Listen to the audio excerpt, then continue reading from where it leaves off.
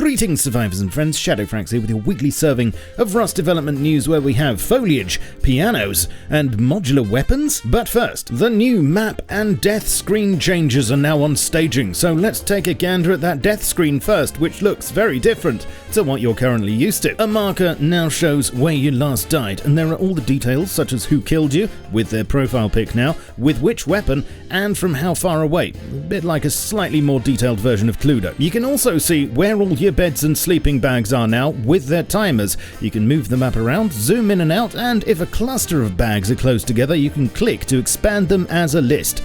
Then simply select which one you want to respawn on or choose a random respawn. Also, because the team are thoughtful like that, if you've got streamer mode on and would rather not give your audience a full frontal of all this vital info, the map won't show unless you press G or whichever button you've got the map bound to. Very handy. The in-game map now has some new features too. The death marker will show where you last died, so if your corpse is still out there, you'll be able to find it a lot more easily. And at the moment, this marker will stay on the map as a reminder of your most recent failure and only move when you die again. You can also now add and remove up to 6 different color-coded waypoints on your personal map by right-clicking, and these will show up on the compass, allowing you to home in on your intended target. There's no fast travel sadly, but hey ho. Also, if you're in a team, then the team leader's waypoints will show up for all members on the map, but not currently on the compass. I'm not sure if this will change though. Uncle Helk has been busy working on horses and their tack. You can now examine one instead of opening it, which is more reassuring, and at some point very soon on staging, maybe by the time YouTube actually sends you a notification of this vid, there will be some new equipment for them. Saddle bags will be a thing and necessary, it seems,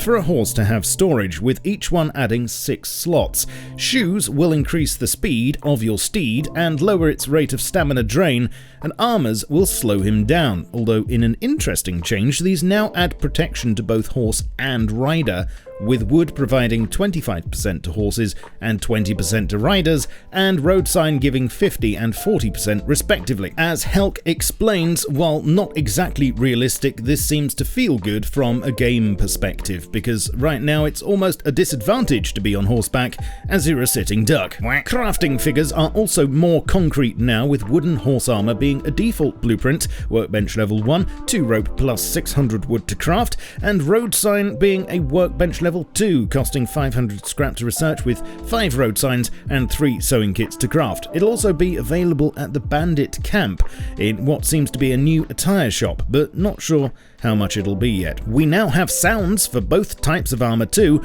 with the wooden set sounding like you're running with a bag full of Jenga pieces.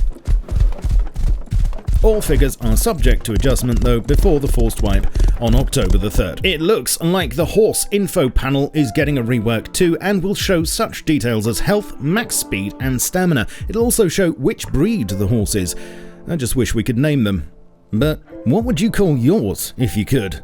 No pressure. In other changes, oil rigs are getting a bit of a nerf, it seems. All military and elite crates will soon be kept under lock and keycard behind puzzles, and the recyclers are being removed from them. Let me know what you think about that in the comments. There were a few fixes this week, namely, compound scientists will now cover a black spot near the recycler. There was a fix to Bradley crates sometimes spawning under the world, and corpses not saving and loading their inventories properly. Harvesting heli jibs should no longer mark you as hostile, and work to optimize skeletons and LODs across the board are still ongoing, although we'll have to wait to see what performance increase comes out of them. In addition to this, there were 2 new console commands added, although they're not that useful unless you're filming cinematics. Grass dot distance is currently set at 100 but can be boosted to 200 if you want to see it from further away, and head lerp basically sets how quickly your head returns to the forward position after letting go of Alt when using free look. Now to works in progress, and this is where it gets interesting. Oh, by the way, I uploaded a new Concept Limbo vid yesterday. It's all about community underwater concepts, floating bases, mines, sharks, and other stuff, so make sure you watch that if you haven't already. Anyway, it seems that work on making double doors skinnable has started up again, which has taken its sweet time, but this is promising. There's a new branch being worked on called Quick Loot, and although I don't have details about exactly what it'll entail, it looks like soon there'll be some looting-based quality of life improvements, and I'll let you know what they are when I find out. And as well as modular vehicles, which are really going to drive the game in a new direction, according to the commits, work has also started on garages to keep them in, as well as vehicle lifts, and it looks like when this is all finally merged, you'll be in for either a treat or a shock, depending on where you stand on the issue. And lastly, just a few days ago, Facepunch set up a new Instagram page. So what, you say? Well, here you'll get a couple of new images each day. That's one for Gmod and one for Rust, and already some really interesting new things have been shown to us. First up, there are 2 shots from test scenes on the HDRP branch showing off some of the new foliage work. This one in particular demonstrates the kind of plant density that might be possible with the new meshes. And yes, this is Rust, but if you squint your brain, it almost looks real. To be clear though, this is just a test scene, and although these plants have a lower per square meter cost than the current ground foliage, when it's merged, performance may dictate that the density is scaled back quite a bit. You certainly shouldn't expect the whole island to be this overgrown. No harm in dreaming though. More recently, we finally got some imagery for a couple of the new musical instruments. Firstly, the tambourine, lovingly crafted with old squashed cans. Not sure if we'll be able to melee anyone with it, but we could well hear the rattling of one of these, replacing "re" as the new danger warning sound. Then we have a glimpse of the piano, which wasn't at all how I was imagining it, but does the wheelbarrow mean it'll be portable, and will we be able to wheel each other into battle while striking a chord of fear into our enemies? Probably not. And finally, although I've mentioned this before in relation to the roadmap, this is an incredible image to be hit with. Looks like fully modular weapons are on the horizon, and when I say horizon, I mean before the end of the year apparently.